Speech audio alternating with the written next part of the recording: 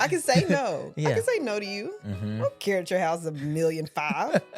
You're an asshole. Right. With real estate being such a traditional space, how do you still have the gumption to go do this stuff that's outside of the box? I've kept a job since I was 12 years old. Like, I've never not had a check come in. But you do way more. You do more than what other agents do on your properties, which I always find fascinating. This is not like an Alishia Freeman promo video or anything, but you do We do a extra. lot together. Yeah. And he did say do. Okay, that was pretty good. Pretty good. But do you think there's a perception that she can't be doing good if she's doing both a part-time and a real estate agent job? You either want it or you don't, because I'm not for everybody. Yeah. That's a mind frame that I think a lot of agents need. To whoever may need this nugget of encouragement, things will be alright, so quit your worry. I get it, the odds seem stacked back against the wall, but even consider it such, no, you'll stand firm. ASRP, US. We'll get right into it, and then I'll have you explain all this. What up, y'all? This is another episode, Stealing from Friends, where we bring on dope folks who do dope stuff. Today, we have a person with a lot of acronyms behind her name, but it's for very good reason. So oftentimes when you hear about real estate or hear about people in general, there's this notion that it's this real snooty, never laugh, suit and tie, tied to the neck, top button buttoned up idea of a real estate agent. I'm not going to say she's breaking the mold of what it takes, but this was definitely not my experience when I first met her, and she was almost just like more of a sister than an actual real estate or business vein. So for today's guest, I want to introduce you guys, Miss Alishia Freeman. Hello, thank you. That was good? You like that? Great. You see how I turned all that around? Yes. You All said right. all the letters of the alphabet, and then you actually described me. That was nice. So before we get into it, what's all them names in your deal? We'll go over it later, but it's almost like 2 sentences worth of acronyms. Yeah, those are the certifications or designations that I have obtained since becoming a real estate agent. I'm going to be honest, unless people just don't highlight it, I feel like people may only get one and be done, but you go off and do an extra learning. Yeah, but that's more for other agents because I'm really referral based. So that's more for other agents to see what I've done than it is for the average person. Ah, okay. So a normal person on the street, how somebody would have Dr. DSMB, CMB3. And you have no idea what that's those more so acronyms mean. Internally for y'all. Yes. Tracking. This episode wasn't brought to you by Coca-Cola or anything, but I'm going to set this off to the side because I can't be giving free advertisement unless Coco gave me something, so that'd be dope too. So before we get started, I kind of want you to go back into a little bit about yourself, what you are, what you do, because you're a person of many coats. Not singing. You don't do singing really well, not as well as me, but you do find a love for the music, and that's something I can just appreciate. That is subjective. Okay. To your mind frame. For sure. For sure. Definitely not how other people perceive my singing. Name one. But, Name one who said, you my know husband. What? I will give you that one because, keep going. You got 2? Do you have 2? Yes, I do. I was in a choir when I was in college. Where'd you go to college? Out in Arkansas Tech University. That's right, because you told me about you was ATU. in the golfing and stuff too. Yes. I know more about golf than How many black Thomas women thought. you know into golf? Let's be honest with it. That I know? Well, I'm just saying, I was more so talking to the people. Oh, you have to kind of look and see. Hey, people. Sorry about that. Your camera's going to be there. That's just for reference. So you're going to look like you're looking down if you keep looking down. If you look at If I keep looking down, I'm if you gonna keep be looking down, there's no place to go but up. That's from Sing 2 for those who got kids. Okay, so you was at Arkadelphia. No one said Arkadelphia. I was in Russellville, Arkansas. We're going to start this over. So Alishia here, thank you for being here today. So before we get started, tell us a little bit about yourself, kind of what got you into the space you're in now, and what all do you do? Okay, I can keep it short, or I can keep it long or medium. So we're podcasting. You can do what you want to do. Okay, well, my name is Alishia Freeman, or on Facebook, I am Alishia Lachey Whitmore Freeman. That's so all the people from my past and present can find me. That's so the government can find you. God, you got 4 names? On Facebook. You just made up a name for Facebook? No, those are all my legitimate names. No, but so you governmentally do have 4 names? Yes. Okay. One of them got a dash in it, maybe? No. Okay. It's not hyphenated. Okay, I'm listening. Go ahead. I am from Nashville, Arkansas. It's where I was born and raised. And I went to college at Arkansas Tech University on a cheerleading scholarship. Woo woo. Yeah. I was a cheerleader for a long time. Can you do a triple axel backflip? Absolutely not. Okay. Absolutely not. The most I can do is a back handspring. Okay. And that's on a good day. That was on a great day. But no, and I guess I love sports. I love sports a lot. I played softball, I played basketball, cheerleading, track. I do have two state track rings. So I'm not one of those. I'm one of those. Why is there a difference in that? Yeah. Because some people like look like they're cross-country? running for fun. Oh yeah, no, And then no. Were you more so sprint or sprinter? Okay. Definitely a sprinter. I didn't understand why I ever had to train long distance if I wasn't gonna be running but for 400 meters, and that's So- really too long. I would just stop running. You know, is the whole thing is what? A one lap is a Yeah. quarter. No. The meter part is that a 400? A 400 is all of it. meters, Okay, yes. 400 was too long. 200 and shorter is probably That where was I felt me. good. Yes, That was me. Man. I would literally stop at 300, and my coach would just look at me like, It's "Are like, you I'm kidding me not." right now?" And I'm like, "No, I'm not joking. I'm really stopping." So they had all this in Nashville. Mhm. Y'all had like the dirt or the gravel or what y'all was running on. Don't do I'm that. just asking. I don't We're really not gonna know. Do that. I only We're know not gonna two do other that. folks from Nashville.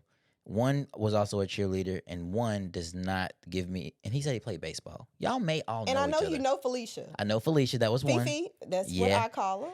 Fifi. Chris told me Fifi as well, and I told her Fifi, but I didn't realize. I guess it ain't but what 39 people in Nashville. Listen, So Fifi lived 5 houses down from me growing up. how many houses were there? Probably 6. Okay.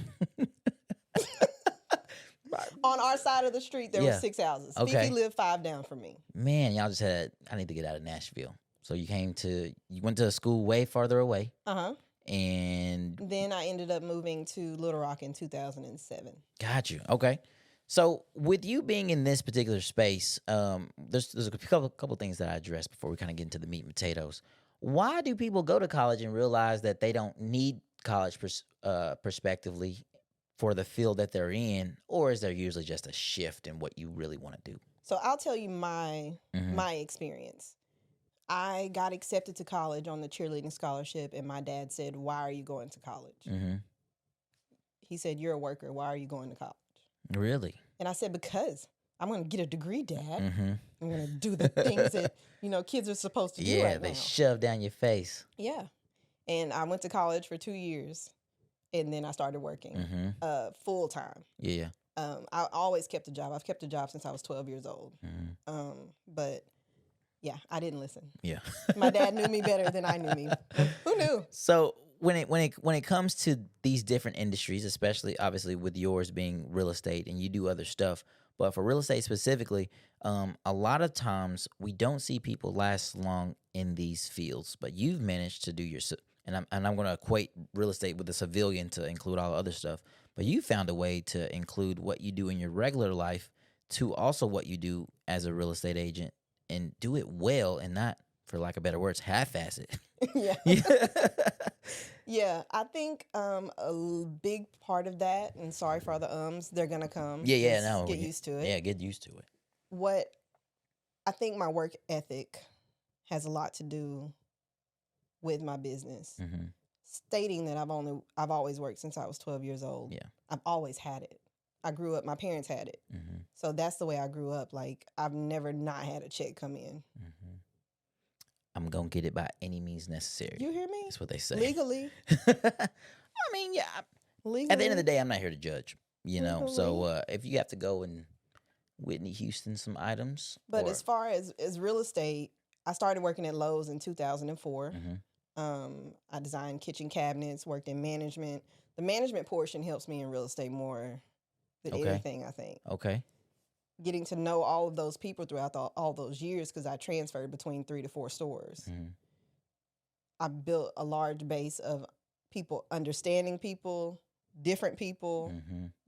And it really helped me to be able to hold a conversation with just about anybody, Yeah. about anything. Yeah. That really makes a difference in not holding myself in a box. A lot of the times, especially when you're in a field where every individual is different, it helps tremendously to have just a little tiny bit of experience with either dealing with different personality types, different vibes, energies, and so. And obviously you learned a ton at Lowe's that also helps you with people in different parts of their home buying process as well. So what part of that do you feel like people need to go get other experiences before they become an agent to actually help with that? Because you see folks that are 18, 19. I really think it depends on how you grow up. Mm-hmm.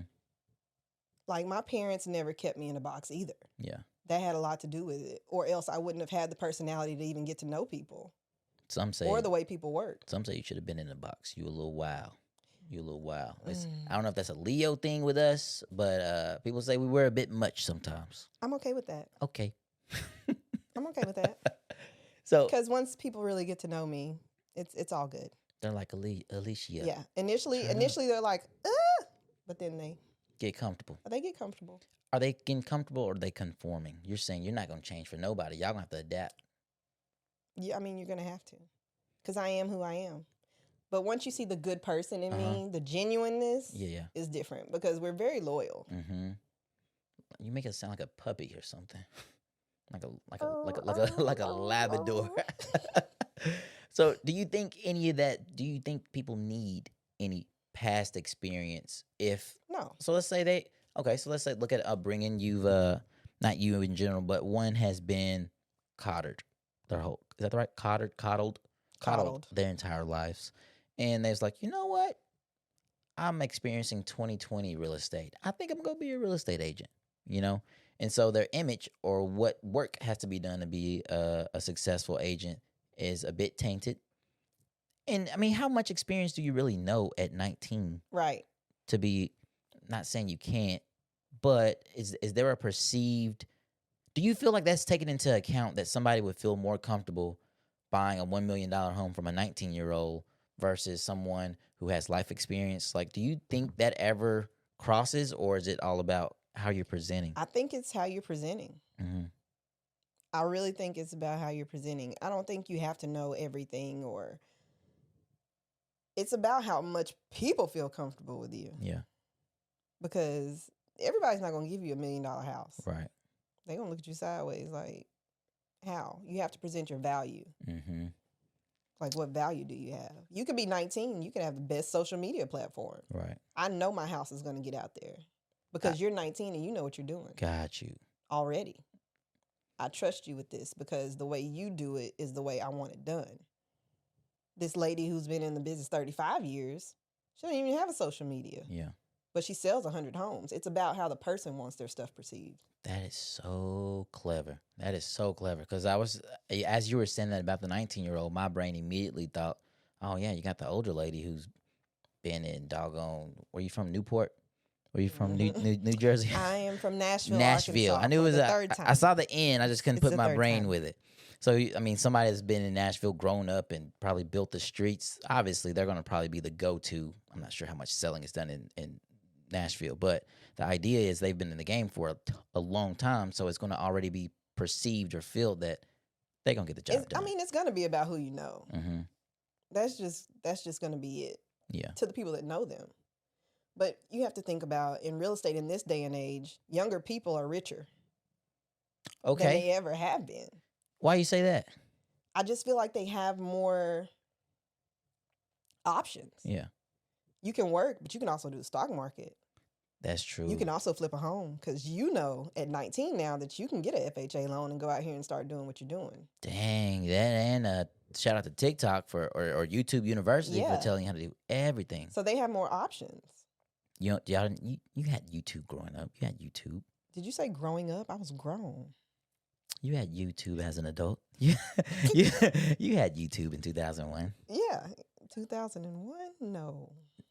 No. Hey Siri, when did YouTube come out? YouTube was formed February 14th. It doesn't really matter when it was formed. The whole preface of it is we are so thankful to have you here. The date? That's not. I think it's important to the people. Dates are crazy. People tell him you want the date. You know what I'm saying? Dates are wild. It obviously wasn't 2001. And what I really want to focus on is going to be how you have such a unique ability. Oh, there's actually a couple videos that I kind of want to reference back when it comes to going outside of the box, especially thinking when it comes to marketing places.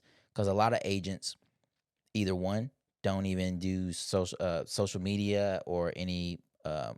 It shows which agents are doing the things they need to be doing and where it's leading to. So their XYZ steps are showing that they're successful because of the things they're doing.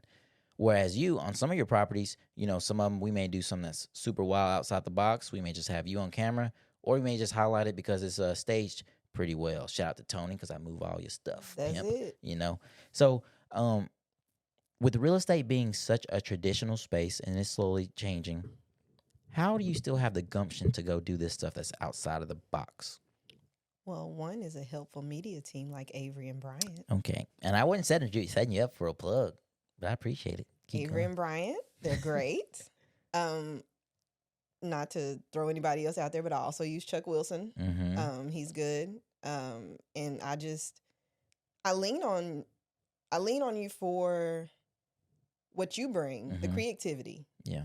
It makes a difference because it's not just me. Mm-hmm. Like I'm gonna pay for your services For sure, because I know you got what I want. Exactly. You know what I'm saying? So when I think about it, I'm really going in there like, I wonder what Thomas has. Yeah. I wonder what Thomas has for me today. What idea did he come up with? But I think the nursing thing was good. Yeah. I think collectively we worked on that and came to a great video. And it was real. You're not going to believe this, but the moment you called me, and I remember sitting down, and I was on a lake on a boat, and you mentioned you had this, and we literally just talked about the whole thing right then and there. And you're like, yeah, I can go pick up some scrubs and pick up a stethoscope. Stethoscope. I can go get a stethoscope. Yeah, but I just think that that's by far my favorite. Yeah. That was really good. Cool. I really liked that one, especially just how efficient it was because, we already knew. And then there was you just trust the process from when you hire professionals. Yeah. A lot of that can be said for folks who pay for not hiring.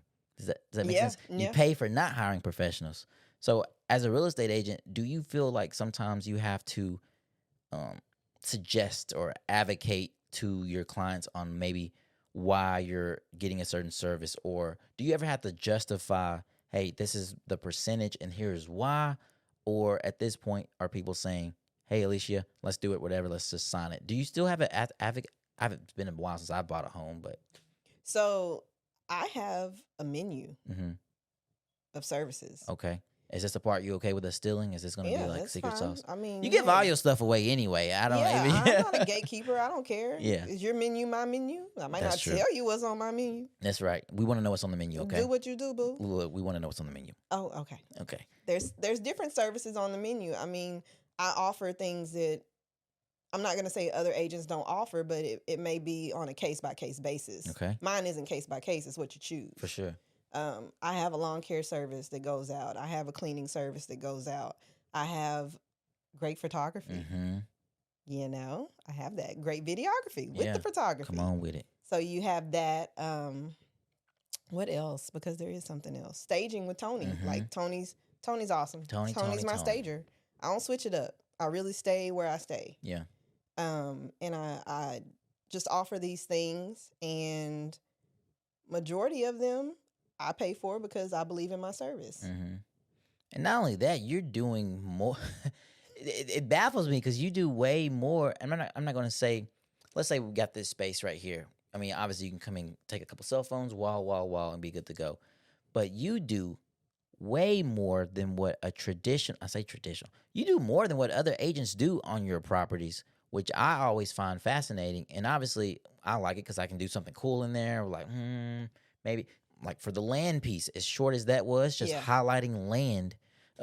Like you do a ton for your and this is not like an Alishia Freeman promo video or anything, but you do we do a extra. lot together. Yeah. And he did say do. Okay, that was pretty good. But you do a lot for your clients. Yeah. My thing is, I think that no matter what the price point is, if they choose that, I'm gonna do that. Mm-hmm. That's a big thing. You can't delegate who gets what based on price point. Yeah. And I tell clients, I'm not a price picker. Mm-hmm. You know, I do what you want done for your property, and I want to showcase it the best way that I can.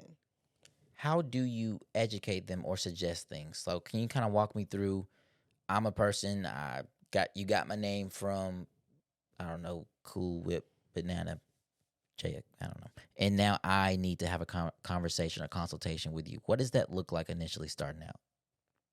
So majority of my clients, like I say, they're referrals. So I'm getting them from other agents. Okay. So there's a third party introducing. Got you. And then I always, make the consultation. I have a seller's guide and a buyer's guide. Mm-hmm. I sent you those, didn't I? You did. I did. Not send it in my other email, but you gave it to me. Tried to turn it around. In some way, I did send it. You absolutely did, yes. Thank you. Maybe. I have to verify. I'm going to verify. Okay, verify. Yeah, because I know I did.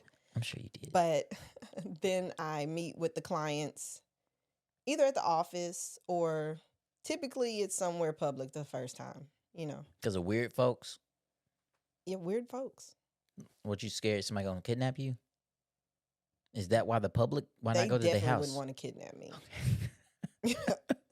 I'm not the one you want to kidnap. I think that... I might like it. Yeah, I think that for my kids, when I see kids going missing, I'm like, y'all know what you're getting yourself into.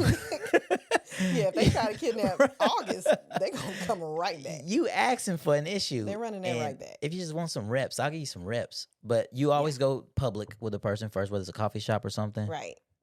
Or I take a trainee with me. Okay. Because we have a mentor program with my brokerage. Got you. So I always try to, or my husband's with me. Somebody's always with me if I go to the house. Yeah. So, yeah, I just want to provide the services, let them know what the services are. I give people a lot of leeway, too. I'm not like what regard? Sign a day. Okay. I'm not that girl. Because whether they see the value or not, it is what it is. You now know. Like, this is what I'm giving you. You either want it or you don't, because I'm not for everybody. Yeah.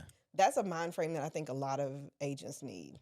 And how do you know if you're for the person? Are you picking up on something or somebody telling you something in regards of that sales process? Yeah, sometimes initially? the things that you want they're not cohesive. They don't work. For other than saying, hey, I want to list this for $300 and you're like, it's only worth $215. With that, you come up with a plan. Okay. You come up with a plan of action because this is the biggest sale or the biggest purchase of somebody's life. So I can't make their mind frame change if they're already stuck. So how do you, I guess, what are some... How do I know if I'm vibing with somebody or not? Correct. What are those signs that some agents can probably pick up on? Character flaws are a lot. Like, if a guy is not on real estate but on something else, you kind of know that's not going to work. Got you. This is usually whether you're out at their home or in public, regardless. Yeah, they don't care. Okay. You know that's not going to work. Dang. Okay. Don't care about their roaring or nothing. Man, let me just show you the master bedroom here real quick. Let me show you the secondary. You don't have to. Dang. You're like, you know what? You hit them with one of them police, we'll be right. You know what? I'm not hitting you at all. Oh, you could just go dip. If I touch you definitely won't know what that means. You're going to she's with it. Yeah, so you just she's dip. with it. No, I got to go. Okay. Now, if we're going to role play for this for a hot second, we're conversating. We're not vibing yet, but we're having the conversation and somebody and I'm the other person. I make the remark, how are you as an agent getting out of there? How are you getting out of there? I am basically saying, this is what we've discussed. You let me know what you're thinking. I'll get back with you. We'll have a discussion. Okay. You ain't just, hey, bro, this ain't gonna work out. Deuces. And then they grab you by the arm. I mean, but sometimes you do have to be stern. I'm a very stern, don't get it twisted. Please don't get it twisted. Okay. Don't do that. That's the worst thing you could do. I'm very stern, and I'm just how I am. And the good thing about me is that real estate is not my bread and butter. It's not how I eat. You provide such a great service, I would almost think it was. I know. So I commend you. Thank you. I commend you. Thank you. But yeah, having dual careers, it helps me to alleviate from the need. Yeah. the need. We're going to go into that one. That one's going to be literally the last point that I bring up because I kind of want you to debunk some of that stuff as well. Yeah, it needs to be. Oof. Okay. I'm going to hold it. Okay. All right, so you're in the sales process. We're going to flip it. Let's say the vibe is going well now.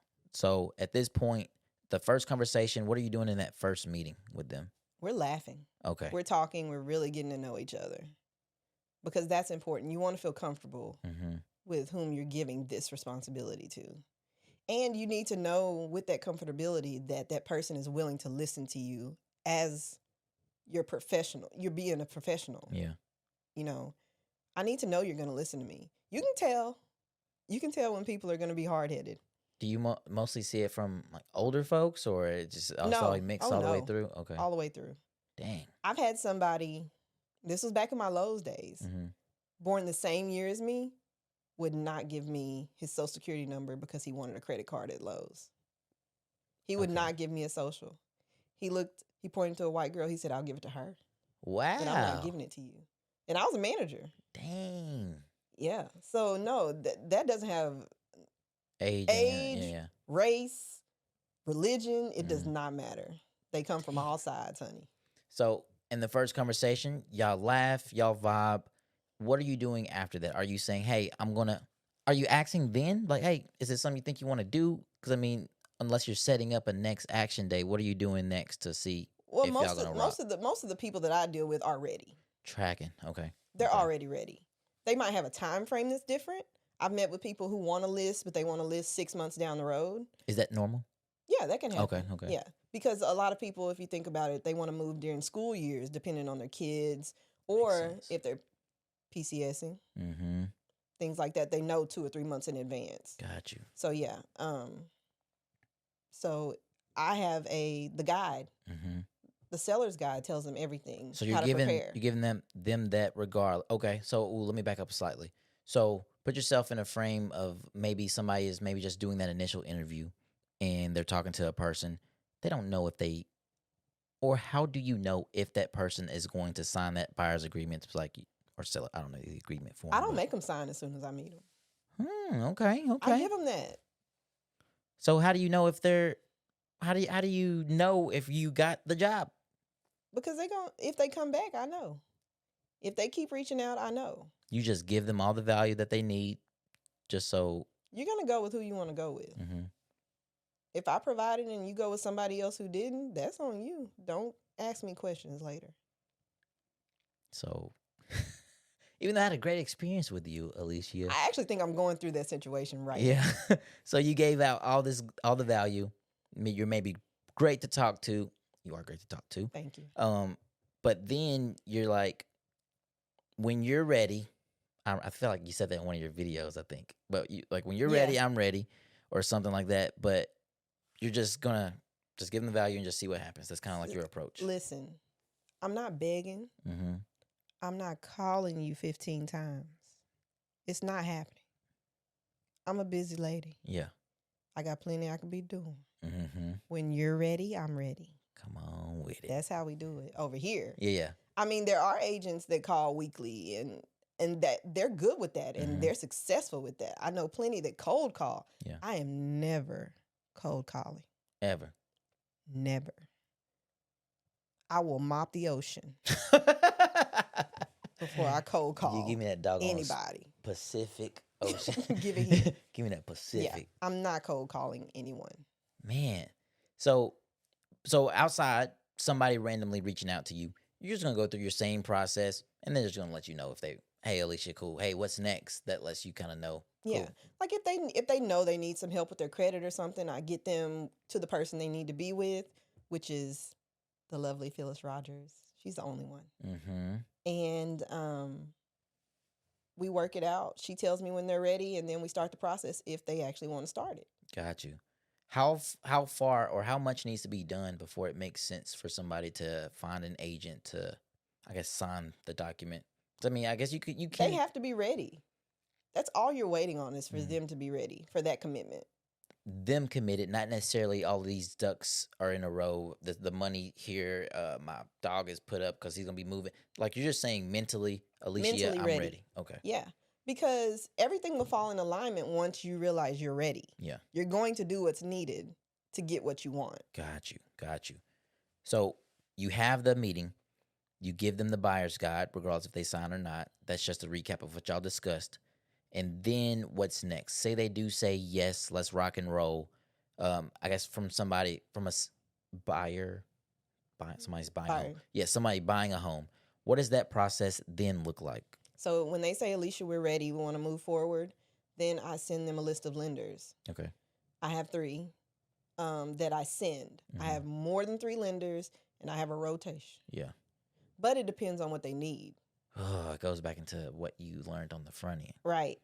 If I know you need down payment assistance, that's a different set of lenders than if you're VA. That's a different set of lenders. So there's an ebb and flow. With so many different scenarios in every single stage, you've done a lot of training from looking at all them letters on your name. What? My friends say I'm the Thanos. Shoot, you doggone got all the rings. I want it all. And I got 3 more pending. Man. So the most recent one that I saw, and I guess this is the one that everybody would typically know, is that you end up getting your brokerage license. Congratulations. Thank you. Did you recently do something else? Or is this... I capped. What's capped mean? So that means that I sold enough within the brokerage to not pay into the brokerage. All your money in your pocket now.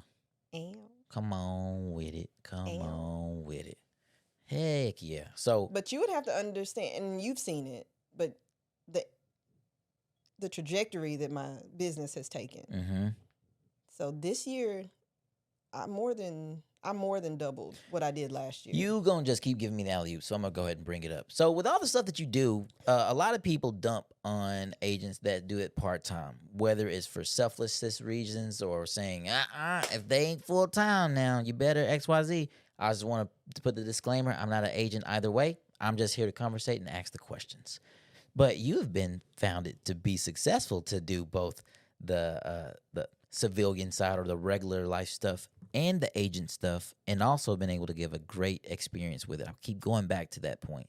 How are you able to do that, and what is your perception or idea, or why do you think people may? So kind of give me all the things, because I'm sure you may have heard it once or twice. Go This ahead. won't stay. It will. Okay. He broke it. Okay. Hold on, gotta get it better. There we go. I have to get a better grip on it. Okay. That better? Yes. Well, there you go. Ooh. There you go. Okay. So I'm sure you heard that once or twice. Yes. So I am fortunate enough to have a salary position with my W-2 is what I like to call it. On with it. A wonderful W-2. And with that, it allows me the time to perform both simultaneously.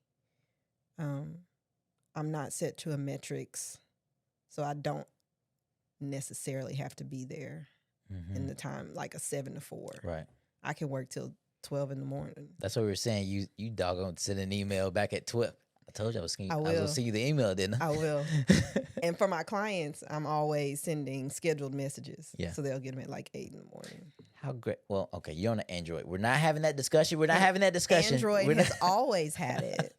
Like my Samsung, I've been doing that for years. So it wasn't that I got an update or a new phone.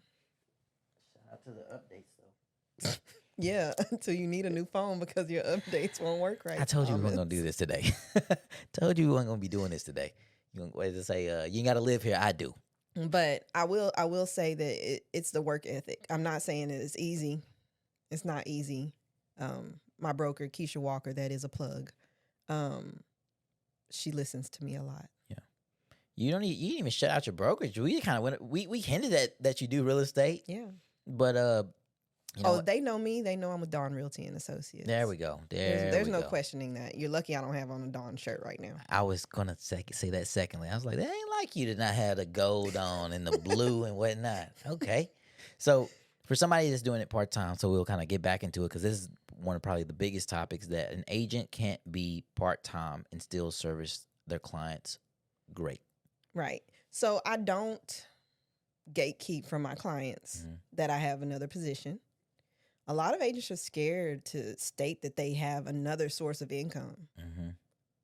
I've found that people find that intriguing, that you can do both. Yeah. So I personally think that agents should be more upfront about it. Say it out loud. Do you think it hurts, or well, obviously for you it obviously helps, but do you think there's a perception that comes with that people are like, she can't be doing good if she's doing both a part-time and a real estate agent job, or but like you mentioned, it allows you to have the comfortability to say, hey, if you want to work together or not, great. Yeah. You now have the information. It does. And for that, I'm thankful. That's why I'm keeping it for as long as I can. I can say no. Yeah. I can say no to you. Mm-hmm. I don't care at your house $1.5 million. You're an asshole. Right. Like, you have to make my experience bad. Shoot. Yeah, I don't want my name on that. Man. Have you ever had any situations where you can probably say that because I was part-time, maybe you hindered some opportunities, or that maybe somebody saw it in a different light? Maybe it kept you from a listing or something? Yeah, I would probably say so. Yeah.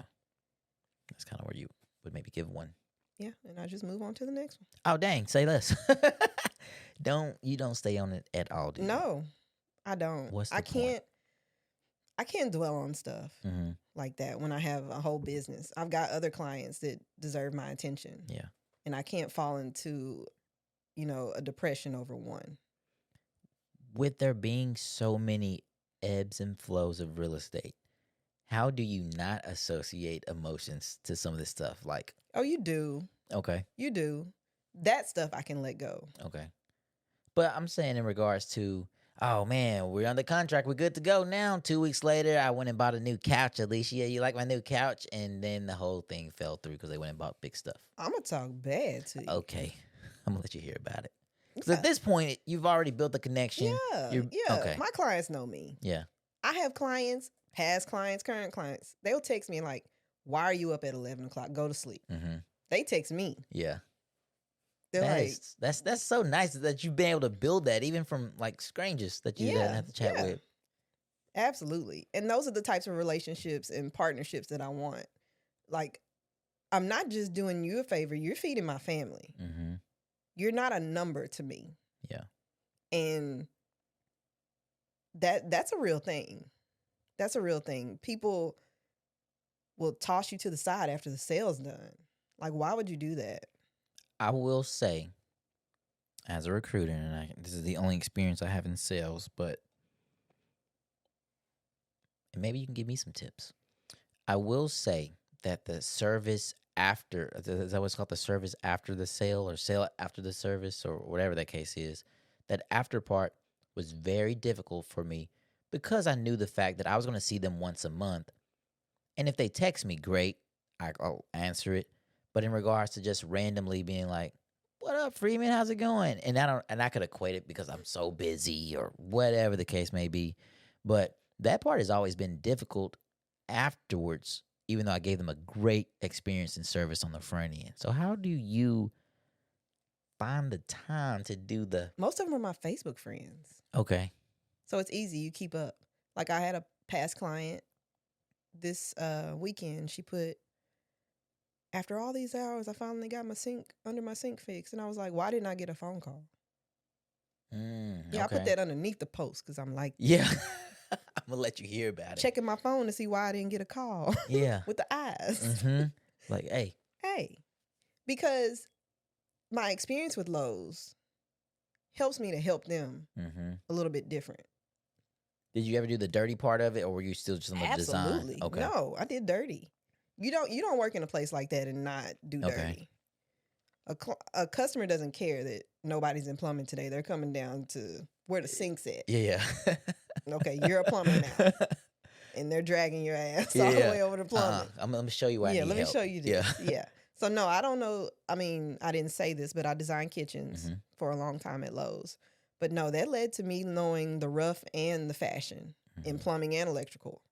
So, I don't know all of it. For sure. I know enough of it to where you ain't pulling one past me. Mm-hmm.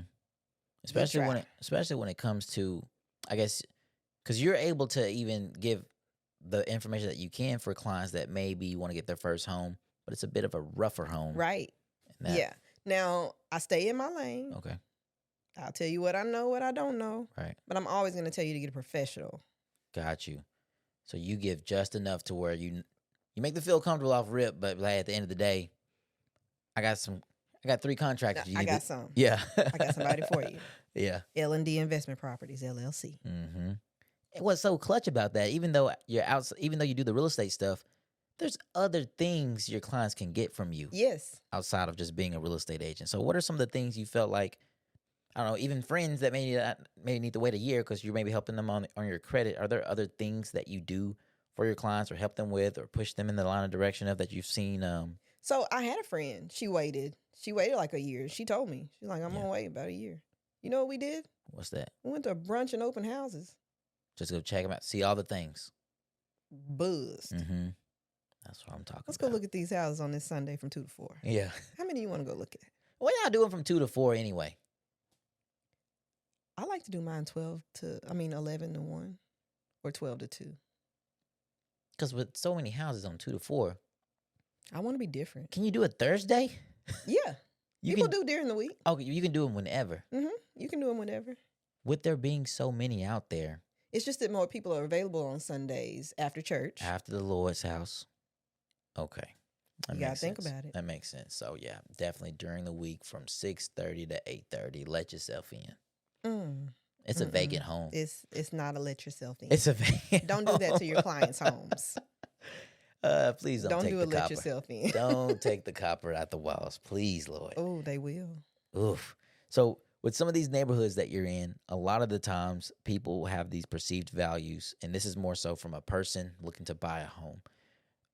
Let's say the home we were just recently in Little Rock. Mm-hmm. The home was great. Shout out to Tony, and obviously whoever the other person was in the home. Anyway, the home was great, but actually that neighborhood wasn't bad either. But let's say the one out there in Pine Bluff where you have the three lots. To me, because I've been tainted by the good things in life, that neighborhood looked rough. The neighborhood looked rough. But to people over there in that area, it's another day waking up, putting my clothes on. How do you explain to somebody that you have a home, or I'll kind of put you on the spot here, you have a home that's in their price point. The neighborhood isn't the best neighborhood in the world, but you can see potential in either them kind of building up in it or whatever the case may be. How do you do that? How do you navigate that? I don't talk about neighborhoods because I don't know how you grew up. Okay. I always stereotype, so I try to assume. Yeah, I don't know. Okay. I don't know. I don't know what you can handle and what you can't. You might have that chopper. Okay. Actually, Alicia, I want to buy all 3 of them. I want to buy the block. I want to buy the block. I want to buy the block because I know if somebody come crazy. And then you don't know how someone's vision works. Is it even important that you do, or you just present it like, hey, here's an option as well? You either want it or you don't. With me, I don't. That's a big misconception, is that real estate agents sell houses. Mm-hmm. I assist with the transaction of the house that you pick. I'm not selling you anything. Dang. Handling all more so the process. The process. Yes. You solely get to pick this house. I am not talking you into a house because I want to go to sleep with my conscience very clear. Mm-hmm. I don't want anybody saying, Alishia, talk me into this house. Now you got buyer's remorse. Now you have buyer's remorse and you pissed at me. Mm-hmm. Had an awful experience, and the whole point about it is Alishia just out here trying to help with the transaction. Just trying to help the transaction. No, you're not going to say I talked you into a house. Dang. So with somebody looking to buy a house, you have so many red flags. You see all the stories about agents and they get lost in a Shoney's, whatever the case may be. You know what a Shoney's is? I know what Shoney's is. Okay. What are some of the things that clients need to look out for or consider before they work with an agent? I think you should interview more than one to see what their benefits are, because everyone's different. Benefits. Yes. Benefits as in time. Okay. Perks, resources. Time, what they offer. Like for my buyers, what I do for my buyers that a lot of people don't, I have their house clean. Okay. Before they move in.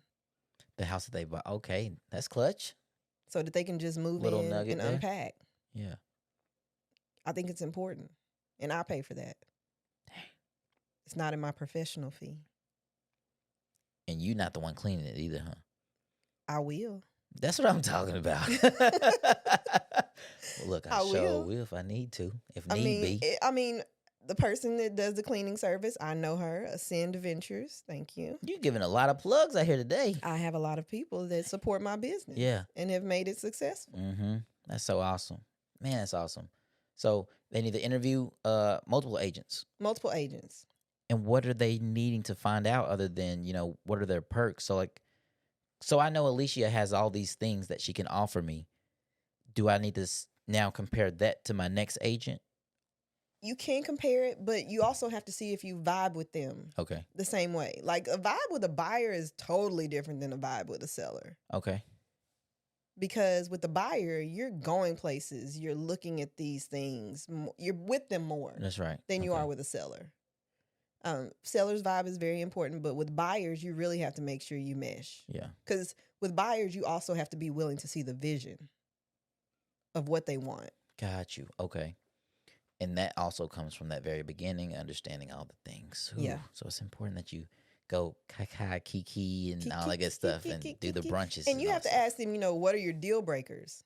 What's a deal breaker? Like I don't want her to be countertops.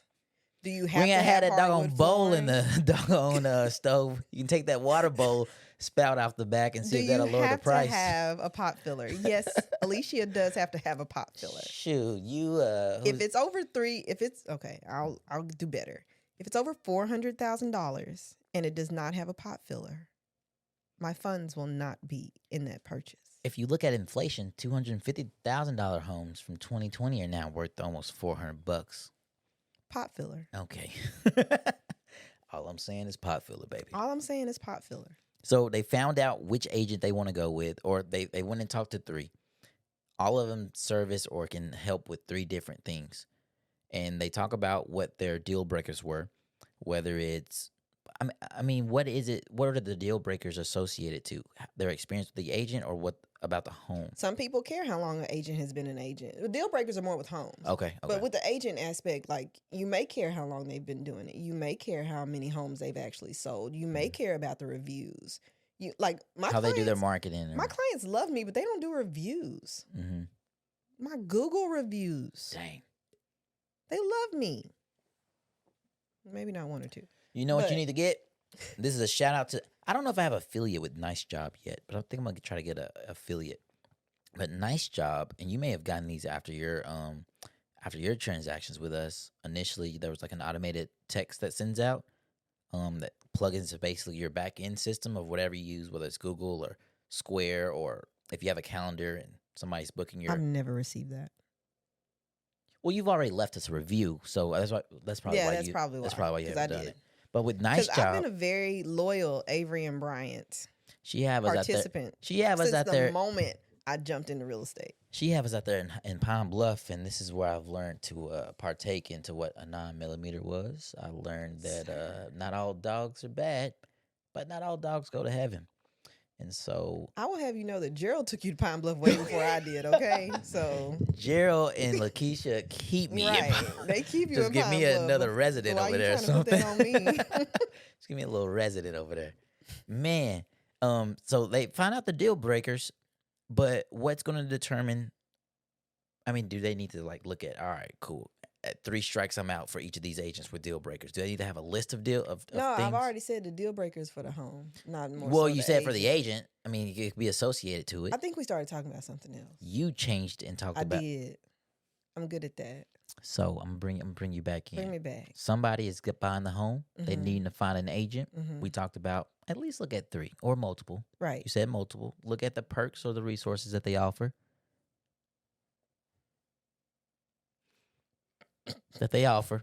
And then after that, determine what.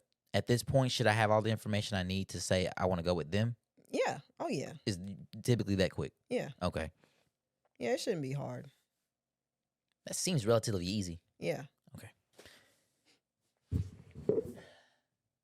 We good. Just making sure my clock was still clocking.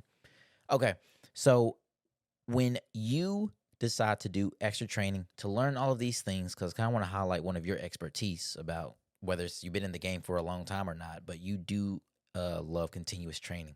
Whether you love it or not, you're doing it. Yeah. So why is that so important, and what value do you think that brings?